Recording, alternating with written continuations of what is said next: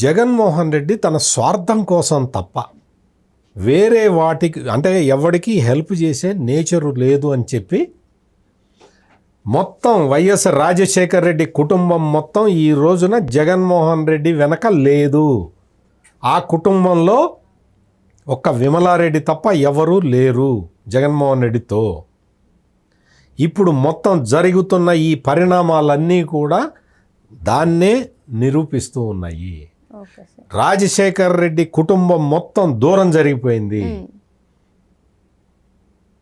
ఈ రోజా, ఈ అంబటి రాంబాబు, ఈ బొత్స సత్యనారాయణ ఇటువంటి వాళ్ళందరూ వచ్చి రాజశేఖర్ రెడ్డి వారసుడు జగన్మోహన్ రెడ్డి, జగన్మోహన్ రెడ్డి చాలా అవతార పురుషుడు అని ఎంత చెప్పినా సొంత కుటుంబ సభ్యులే జగన్మోహన్ రెడ్డి వైపు లేరు.